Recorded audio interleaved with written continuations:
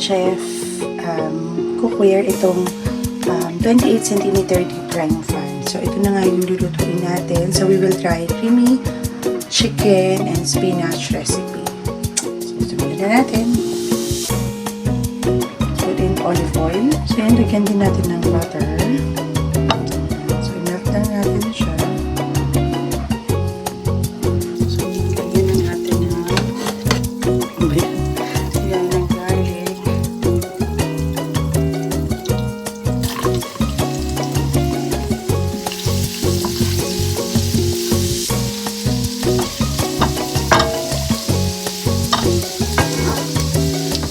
Gamit natin itong ating red chef na 28 cm.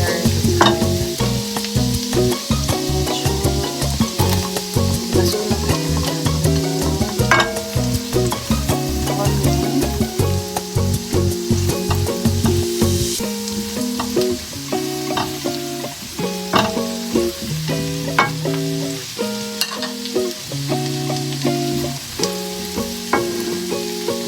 Okay, so pag medyo okay na yung ating garlic and butter, hulog na natin itong chicken. So dahil kailangan ay efficient tayo, habang naluluto ito, prepare ko naman yung spinach na gagamitin natin sa recipe. So mix na natin. Ito palang chicken, sinison ko na to with salt and pepper para medyo may lasa rin yung chicken natin.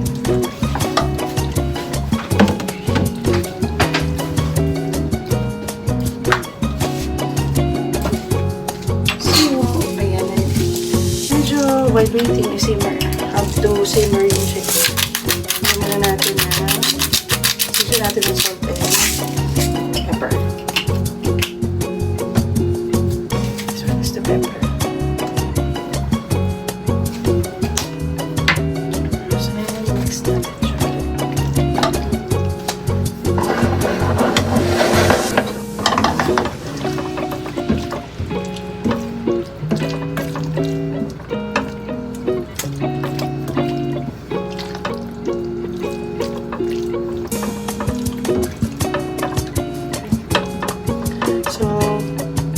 So while waiting, cover muna natin ito, no?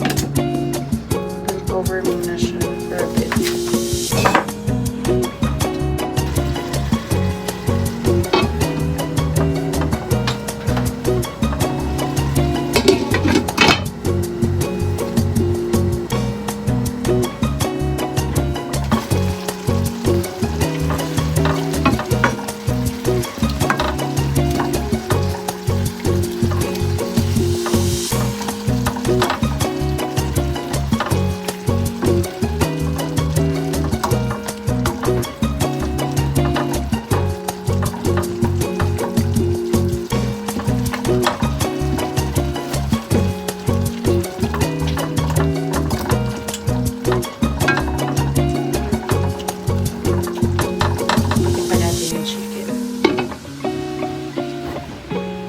Okay, so pag medyo okay na yung chicken natin, malapot na, and then kumatas na rin yung lasa niya siguro dito, lagay na tayo ng Nestle cream. Nestle cream, baka naman. Lagay natin.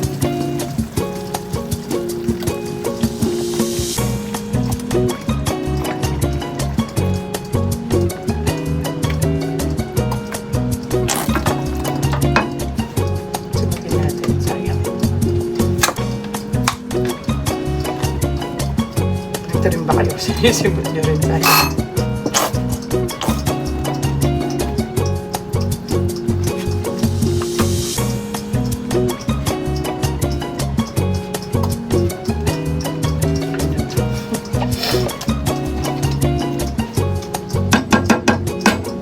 Okay.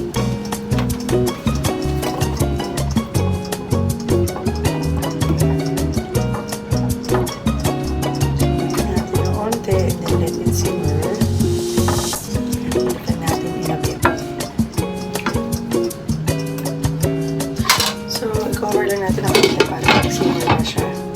Tapos balikan natin. So, while waiting for it to simmer, nag-prepare na nga pala tayo ng spinach dito. Ayan, hinugasan natin and then binabad muna natin sa baking soda para siguradong medyo malinis na yung spinach natin bago natin later ilagay dito pag malapit na maluto yung recipe. Okay? So, medyo kumukulo na to.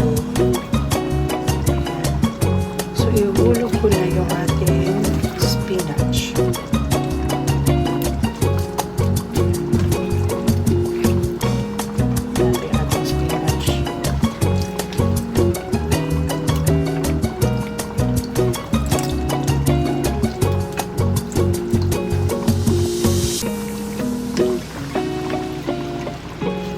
So, lagyan natin ng maraming spinach.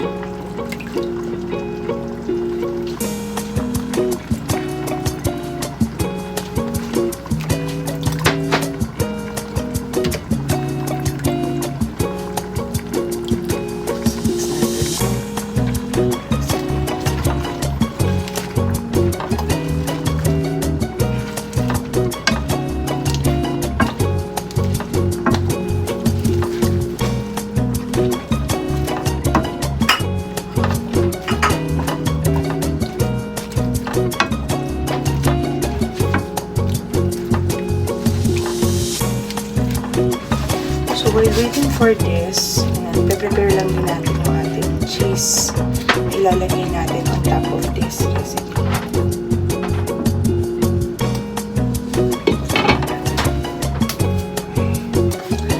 So, check natin. Yung veggies natin, spinach.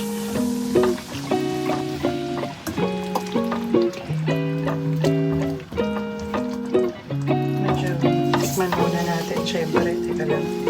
Wait lang. Tikman natin. Para ma-adjust.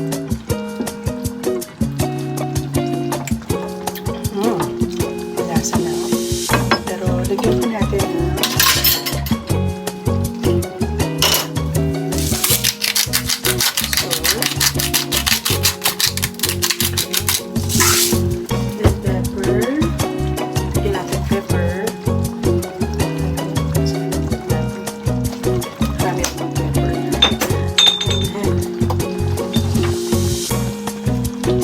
secret recipe na lalagay ko. Nakuha ko sa Indian technique para anti-bloating siya. So, lagyan natin ito.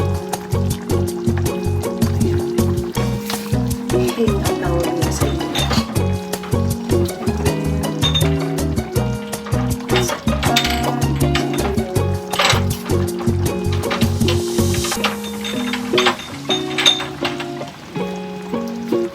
Rosemary leaves.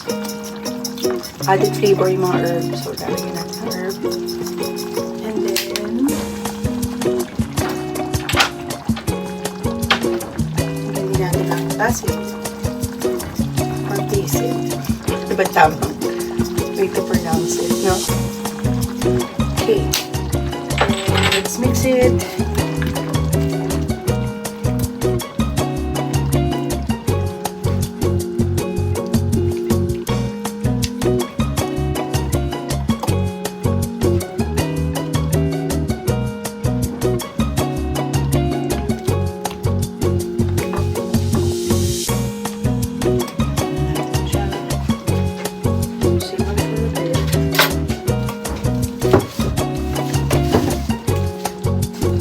Medyo luto itong recipe natin. Lalagyan na natin ng cheese on top. Ito talaga yung pampalasa natin. Cheese. So, this is a quick melt cheese.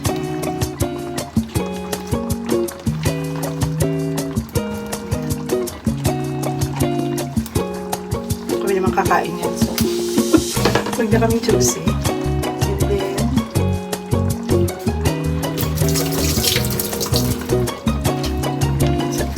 Irin lang natin pala. Meron pa pala. So, ngayon ako ng quick melt. Okay. Then, lalagyan ko pa ng parmesan. So, actually, 3 cheese yan. Parmesan. And then,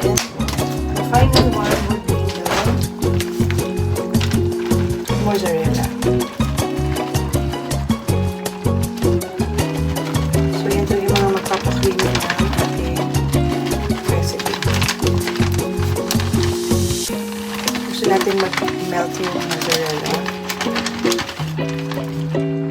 Kalat natin. Sana hindi siya nasa isang area lang.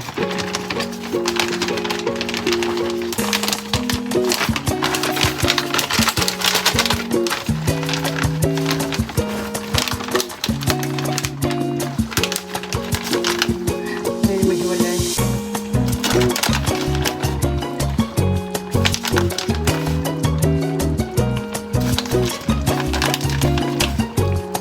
Okay. And because we want it to be more garlic, nilagyan ko na ng additional butter on top.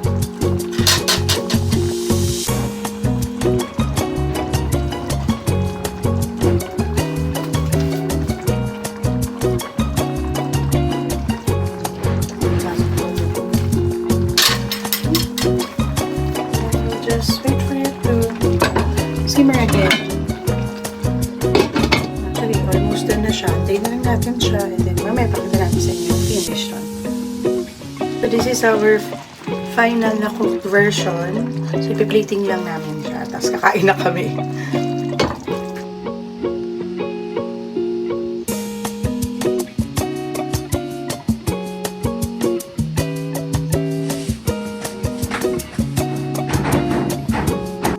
Okay, so itatry na natin yung niluto natin. No? So, papaya na. And then, of course, with the spinach. Sweet spinach. Okay.